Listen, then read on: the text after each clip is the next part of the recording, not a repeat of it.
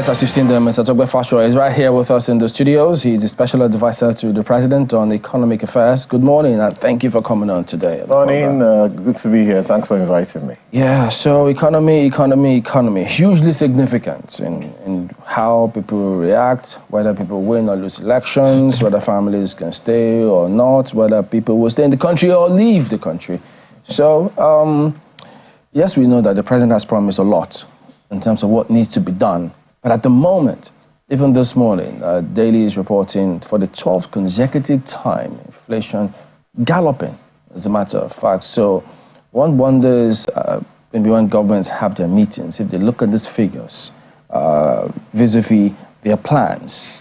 So what kind of conversation goes on? Well, you know, government is large, and different platforms for conversations go on, different committees working. You know, government is a behemoth. But of course, certainly we take cognizance of this kind of numbers by all means. That's why we're here. That's our primary concern, to wrestle down the macro issues, which, for example, inflation, unemployment, GDP growth, that's the key concern. So again, inflation has gone up to 28.9%, 12 consecutive growth. Of course, the central bank governor has made commitments to say, listen, we're going to drive down inflation this year, 2024. But from where I sit also, I know that it's not just the case for the central bank alone, because there are other issues that are non-monetary that drive off inflation, you know. And there's new thinking around inflation, which I probably may have said here before, you know, when we talk about things like sellers inflation, when we talk about, you know, what they call the price discovery process in finance, you know, how are prices determined? What are the factors that lead to prices being determined? Of course, the price that you get at the end of the day is what tells you whether there's inflation or not. So beyond what central bank will do, which is basically to look at the monetary policy tools, interest rates and what have you, the MPR, whether they are increasing it or not. You know, the MPC meeting hasn't held for a while now, but the thinking generally is that interest rates may go up a little bit more. But that's not enough, indeed. You know, on the other side, what are we doing in terms of food inflation? Food inflation is 3.9%. This time around. So now when you're talking about food inflation, you have to look to Ministry of Agri, you have to look to the state governors. How are they engaging with the farm settlements around them? What are the roles of wholesalers and brokers and all of those kind of people? How can we continue to engage and begin to engage with them? And there's also something very interesting called shrinkflation. Shrinkflation is this thing that we know in Nigeria, whether the size of the quantity of milk inside a milk can has reduced over time. Yeah. So if it has reduced over time, who's checking? What's the regulation around that? That is shrinkflation. If the quantity of beverage inside a can has reduced over time, or the food that we buy has reduced over time in a can, that's shrinkflation. So there's all sorts of things, and also there's also price-driven, profit-driven inflation. In economies abroad, they realize that the inflation drive in recent times, of course, you know that inflation is an international phenomenon. Almost everybody is shouting about inflation, even though I looked at Europe, America, Britain, they've been able to drive theirs down to the 3%, 3.9%, 3.7% region. They also were double digits a couple of months back. So that's my you know, thinking and my proposal and what I believe is happening, what is happening in government is that we're looking at this multi-sectoral approach towards, you know, tackling inflation in 2024 and going forward. So when you talk about how are prices determined? Yeah, that's very significant, because people, sometimes you wake up, you get to a place today, you see it's gone up. Exactly. You go back there, you brought it down. The next day, the next person beside them is different. So is government looking to put a lead on that? You can't put a lead on it, but how do we determine that? You're not going to be setting prices for people. You know, we're not in a military regime.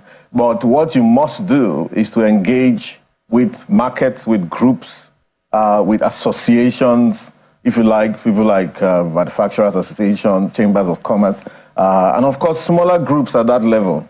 I kid you not, you know, the day that the day that Nigeria deregulated the fuel prices, I was in a restaurant and there were just three of us in there. And these other two people, a man and a woman, and the man obviously didn't support the government, and he said to the woman, I told them that this government was going to do this. So when you get back to your shop, go and increase your price. When I get to my shop, I will increase my price as well. That is price discovery. That's one process of price formation, okay? So now, who's engaging at that level? Who is actually saying, okay, you know what? I mean, if I'm a seller of goods, I can get angry and increase my prices. But who is slowing me down that I don't continue to do that consistently? So that's what I'm trying to say. So, when we say that, what is government looking to do? Because, I mean, we all know in different climes, even if you run a supermarket, whatever it is, you can't arbitrarily just fix. There's a template. In Nigeria, there's no template. I'm saying in other climes where there's a system. That's where we're going. So that's what I'm asking. What are we doing about that? You actually hit the nail on the head. So what has happened is that, and this is what I've always said. So what we've sort of assumed that we have arrived, that we are at the level of those countries. So when you hear analysis, you hear, well, this is inflation, it's caused by this, this, and this. So what we have to do is to increase interest, because the textbook definition of inflation and control and all of that says that the inverse relationship between interest rates and inflation. But we need to work in Nigeria. In fact, I can tell you that sometimes it may work the opposite. If you increase interest rates, and manufacturers say, look, this is cost of goods. The cost of producing has increased because interest rate on borrowing from the bank has increased. Therefore, I'm increasing my price. It's logical. Therefore, that also drives inflation. So what they've done in all those other economies, why they were able to bring down from double digit to single digits now, is because they have the systems in place. In fact, in France, Carrefour is the second largest supermarket in France. And they realized that there was shrinkflation in iced tea. The iced tea is a product of PepsiCo, and they were reducing the size but maintaining the price. So Carrefour put a signage on iced tea and say, there's shrinkflation here, and very soon we'll stop stocking this product. That put PepsiCo under a lot of pressure. Now that doesn't sound like capitalism to you, but the truth is, whether you're talking about supermarket or government officials or regulators or newscasters or me and you, all of us have a role to play in slowing down inflation. It's not just going to be a case for the central bank to increase, because again, if you keep increasing interest rates, of course, that also has its implication in terms of, slowing down growth in the economy as a whole. So it's a great stuff that you mentioned. I think and I think that we are also in a journey towards sophistication, towards that idea of price, price formation, how our prices arrived at. It takes a lot, and we have to continue to accumulate the data now continually, so that we can say at one point in time that we have got to where all those other guys are. Well, I think that, whilst we can work towards putting systems in place in such a way that we can determine fair prices and have those control levers, we know that, one of the simplest, definitions of inflation is when a lot of money are chasing too few goods. Indeed. That's what causes it. So there's a lead question. One thing that causes it. That's one part of it. Yeah, but it's a major part of it. In our own system, some people will say maybe that's all of it, because we're not really producing. Where's the money? Are you suggesting that we have so much money circulating? Well, then we have a big question to ask ourselves. What are we producing? For our teeming population, where is the production? Where are the goods, or what goods are people chasing with this much money that is currently in circulation, causing this inflation? The farm produce, we know that there's been some scarcity around food production. Farmers are no longer going to the farm as they would normally go to, as a result of insecurity. And then when you look at our imports versus what we export. Just this morning, I think it was, what's the name of the paper now? Business Day. Saying that our problem is not our imports. I totally disagree with that. Our problem is the fact that we don't have a lot to export. Yes, indeed. Thank you for that, Mark, but sorry for cutting you short. It's a very emotive issue for me, just like for everybody else as well. So, okay, we can actually say that, of course, there's the part of inflation that's driven by too much money in circulation, people having money. But the truth is, when you tell that to Nigeria, they wonder what you're talking about, because people are saying they're broke. Okay, so fine. The truth is that look at we deregulated the downstream sector. we also made the move to unify the Naira, rates across the board. I mean, at least officially, one rate, which you can find in the NAFEM market, or used to be called I&E market. But what hasn't happened so quickly is that people should earn more.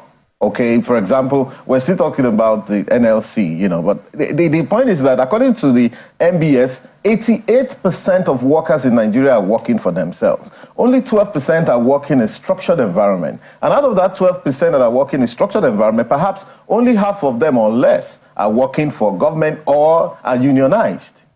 So we're talking about to union people, but what about these other guys? These so many people that are not unionized. So those people, there's no question of, okay, are they going to be able to earn more? Maybe a few banks are increasing in, their salaries, but the rest of the population, SMEs and so on, people are rather say, look, maybe we'll kick a few people out rather than increase salaries. So salaries must increase. So until that happens, we cannot probably make a judgment that indeed there's so much money in circulation in the hands of people chasing few goods. But of course, the definition that comes from the point of insecurity, farmers not being able to go to farms and so on, valid. And of course, I saw that one of the newspapers also carried that epidemic of kidnappings and so on, which is just coming up all of a sudden. That tells me from an intelligence point of view that this is deliberate. People are, some people are behind this thing. Therefore, of course, the NSA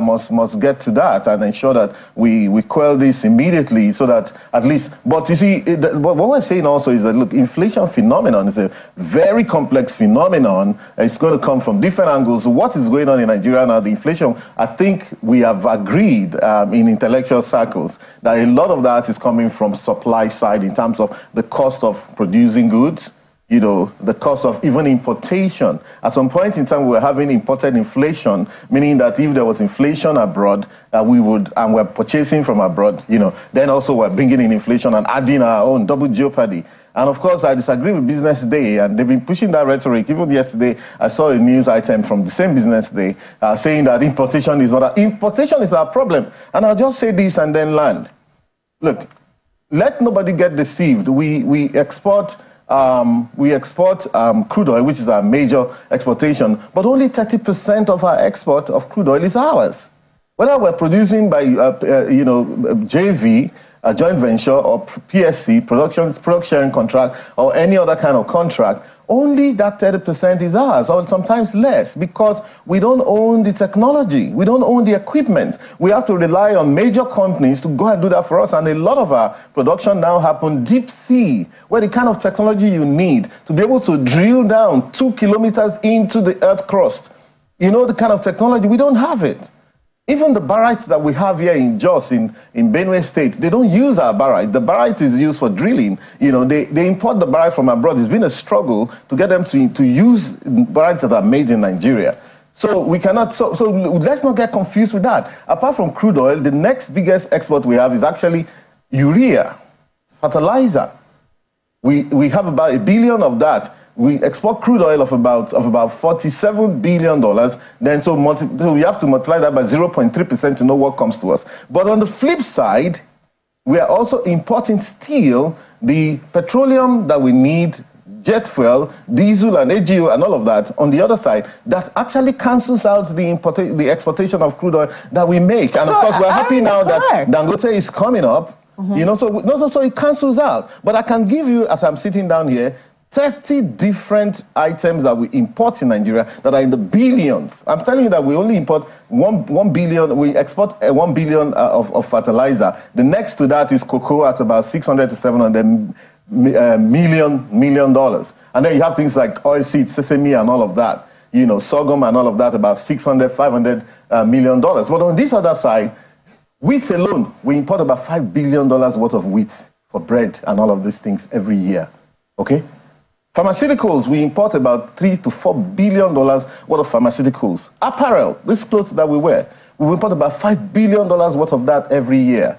I could go on and on. So therefore, when you look at the quantum of import versus export, you know that we're in trouble. And so nobody should try and lull us to sleep to say that, look, we have to continue to encourage export. We have to continue to encourage value addition. We cannot use graphs to try and confuse ourselves and say, okay, let's go to sleep. Let's import as much. I mean, it's madness. Not even America will do that. So the thing is this. I mean, we can always determine what is important for us to import and what isn't. While we sift wheat from chaff, we also have to focus very much on what it is that we too are exporting. Because if we're a country that is rich in all of these minerals, which you say we're even trying to get people to use here, companies to use here, there are big questions about what we too are sending out.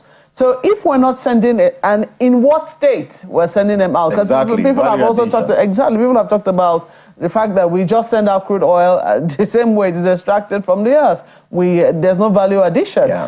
You've spoken about, is it cocoa? People are wondering, where are the factories for the cocoa seeds and what have you? It's still not, we're still paying lip service to it. So big questions around what it is that we are exporting. And then when you made that point about the fact that, what you see is that people will ask questions about, the fact that they don't have money. The inflation which we have is not too much money chasing too few goods. Now, some people will also say that maybe not in that term, maybe not in that context. The fact that the amount of money, I mean, if your salary has remained unchanged or the amount of money you earn has remained unchanged, but it can only buy fewer goods as a result of the inflation, then you now have too much money chasing those goods. Isn't that what the inflation really is about? What counters that is that the money, if you're earning the same amount of money as you were last year, you're basically earning like maybe almost half of what you were earning in real terms. Indeed. So, however, what you're saying, I may agree with you to the extent that we're saying that productivity needs to increase in terms of the quantum of goods that are produced. However, that's what brings up the issue of import versus export, because most of what we need are imported. I mean, look around you. You would hardly see anything that's made in Nigeria. And however, it's not that nothing is being done about it. This government, that is everything we live and breathe. To say, how can we continue? How can we now start to add value to things here? It's going to be a gradual process, and no country is going to sit on their oars and expect and wait for you to come and develop. So changing that scenario is a very arduous task. However, it's something that needs to be done. So where are we starting from is the key question. Where are we, besides all of this talk around this is what we're going to do, this is what we hope to do. The reality currently is that there is inflation. The money that people are earning is, decreasing in value. It's the same thing, is decreasing in value. Like I said, so where precisely is this government hoping to start from? Like I said, we're taking a multi-sectoral approach to slowing down inflation. And of course, even if you look at, so we're not defining inflation in terms of monetary phenomenon alone. We're saying that, hey, everybody has a role. And like I said to you, that even you as newscasters have a role, because again, we live in this economy together. We cannot just sit around and watch the value of our money eroding every day. So that's to be done. But if you look at the way the economy is now being structured, the new ministries that are created, the new focus, blue economy, the new focus on solid mirrors, the new focus on gas, the new focus on steel, on all of those things, you see a new thinking coming to say, listen, these are the macro issues that we're dealing with. We need to send out more. For example, on solid mirrors, hardly does anything get exported in Nigeria. I was looking at the Naiti report the other time, and the only thing that was happening in solid mirror was kaolin, and that was Dangote cement, Bua cement. Those are the only thing that came in for Nigeria. So, but now if you look at the new push on solid mirrors, you realize that, hey, something is actually happening. So I don't think we should panic, and I don't think we should despair. I believe that a lot is happening, and the economy will actually begin to tick up this year. All right. Ayo. Thank you, Chamberlain. Well, let me perhaps, to also speak to the essence of those issues that my colleagues have raised with you, Dr. Fasua, from the perspective of states, because most of the time when we talk about these issues, we seem to talk about them excluding or excusing the states out of the whole dynamic. At the beginning of this program today, Malcolm talked largely about the need for collaboration between ministries, departments, and agencies, and of course, Chairman raised an issue of one government, I think it was Osun State government he mentioned, complaining about some government official, and I'm wondering, where the challenge of insecurity, where the challenge of collaboration is here. Now, we have heard this said over and over again. It is on the front page of one of the dailies this morning, when the former Vice President Atiku Abubakar was talking about the fact that the poverty and hunger are worsened by insecurity.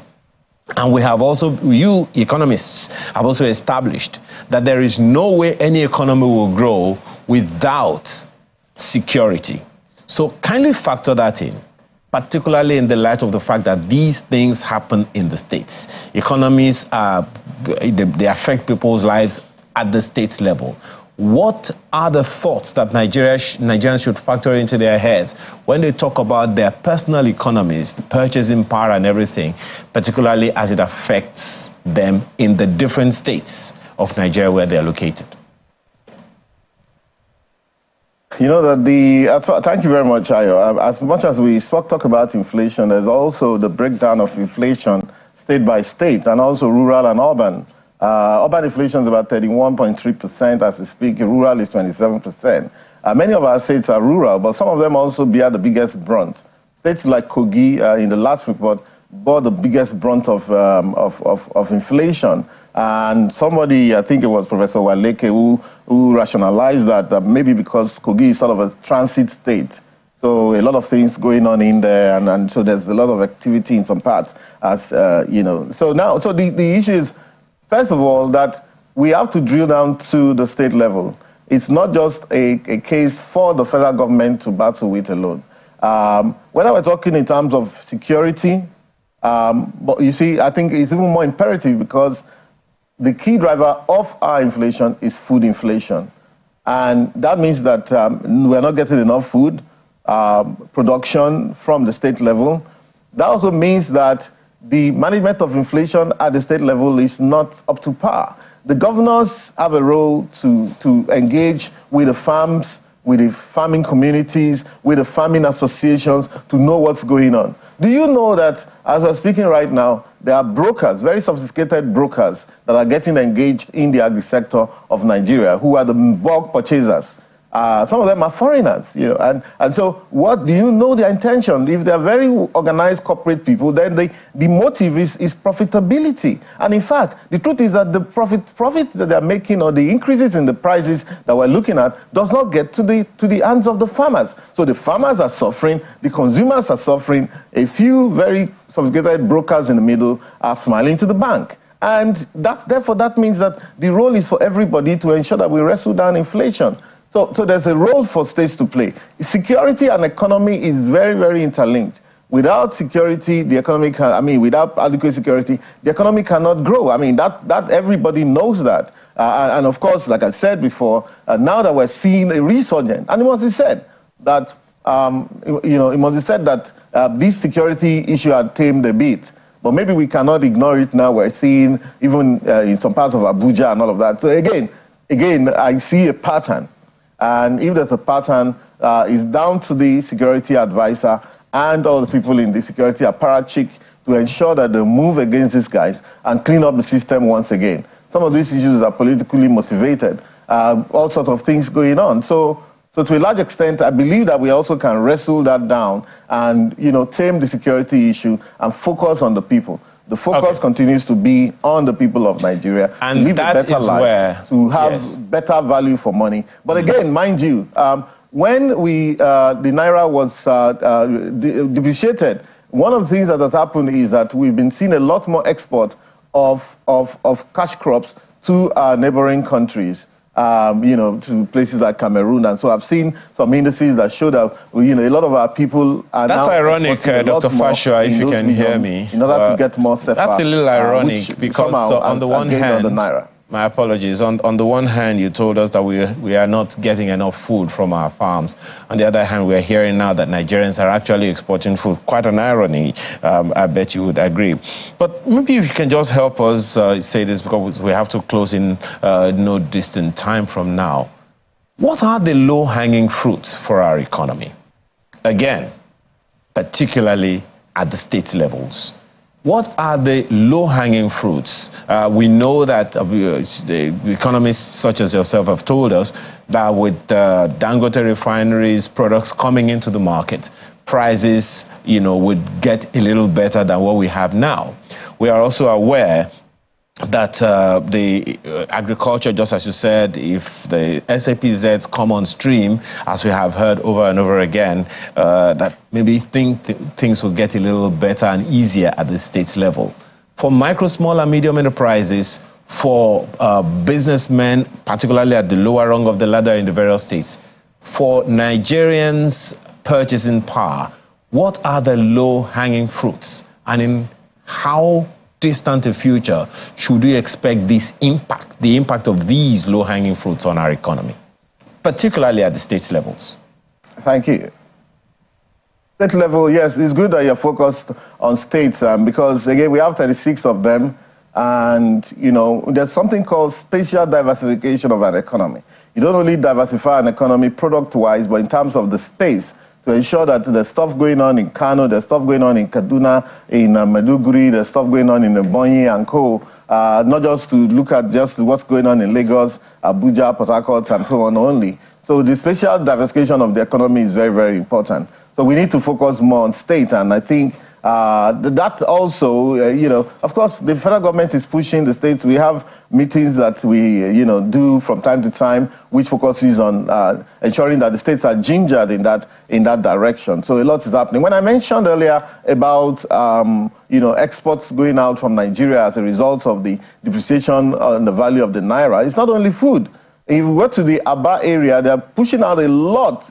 The thing is this, you call it informal economy or semi-formal or whatever. Many of those guys don't actually report what they do or in real time. You need some level of intelligence to know what's going on there. In that region, there's a lot of push to the export area in terms of even finished products coming out from Aba. They make a lot of shoes, a lot of belts. If you go, in fact, you would never recognize them different from the ones that are imported from abroad. And so there's a lot of going on in that region, apart from maybe export. And you cannot stop people from trading. If the people who are producing in Obudu, in Ikom, yams and plantain, find that they can get better value by being able to export for SEFA in the neighboring Cameroon Republic, why not if not? It's now the role of the state government to say, okay, what's going on here? Are we feeding our own people? What can we claw back in this regards, and so on and so forth. So again, the low-hanging fruit, is actually around agriculture. Okay, that's one area. I think that also I would personally advise that the states also look at transportation. I believe if you look at, they should begin to invest in alternative transportation, especially in the state capitals. I would wish they would focus on the rail system a bit, light rail, see what you can do, invest in it, take people's attention off all of these roads so that the development of our roads too will become a little bit less cumbersome. With all the trailers on the road and all of that, destroying all the roads, we have to fix roads every year, over and over again. It's not sustainable. So there's a lot that we can do. And again, I think I probably will land by saying that the economic growth that we are looking for will not come from only the intervention of the federal government alone. It's going to be an agglomeration of the entire efforts of all of our government, state governments, put together. And we also should, one other low-hanging fruit will be that at the rural level that has been neglected, if we put a bit of attention in the rural level, to ensure that those economies are better integrated, that those farm products are able to come out much more easily and less costlier. Even governments can decide to assist the farmers directly. Let that be a subsidy. State governments can assist farmers directly in moving their products from the deep farms into the nearest market area, rather than leaving everything to brokers and all sorts of people. Just as we wind down on this one, reading through, you see the president has made a lot of promise. He speaks about getting at least each geopolitical zone to have a major economic hub, several things. Yeah. But can you tell us about any conversation going on about, for instance, power? We know companies, manufacturers, they lament how they spend huge resources in power. cheaper power is very, very key. And we don't seem to get that urgency, or the sense of urgency from the government that, look, these are the things that are happening. So what's going on in that regard? Yesterday, what can you tell us? I just saw, I think in one of the newspapers this morning, that the Minister for Power revealed his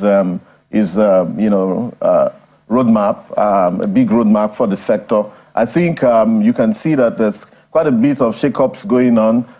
The MOFI, Minister of Finance Incorporated, has taken over the federal government assets in the DISCOs and GENCOs, 11 of them, and so their role is to optimize the use of those assets. I mean, even if you look at the budget, you see that now the final budget, we have, perhaps for the first time, more money, 9.995 trillion for capital projects as against 8.7 trillion for recurrent, non-debt recurrent.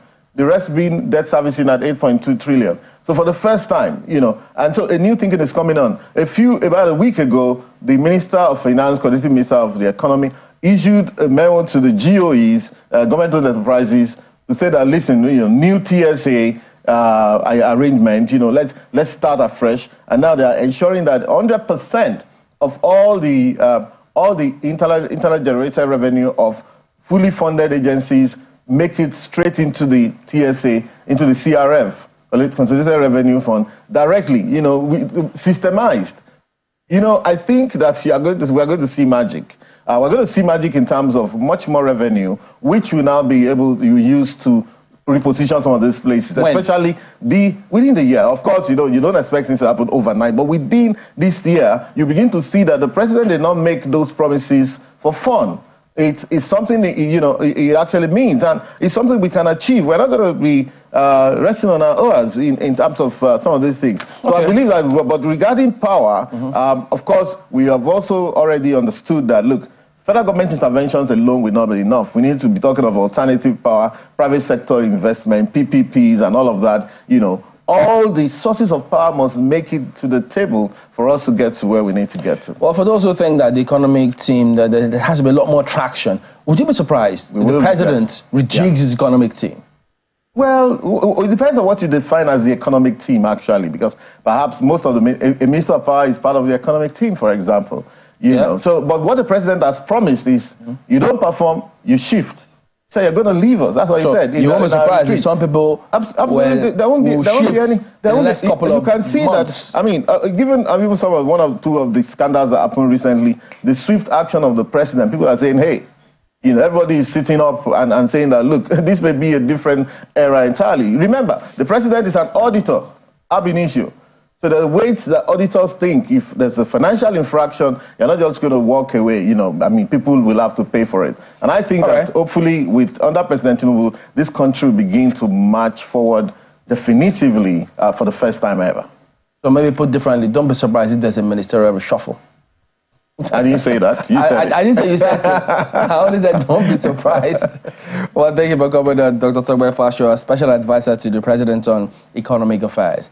We're back in a moment. Stay on with us.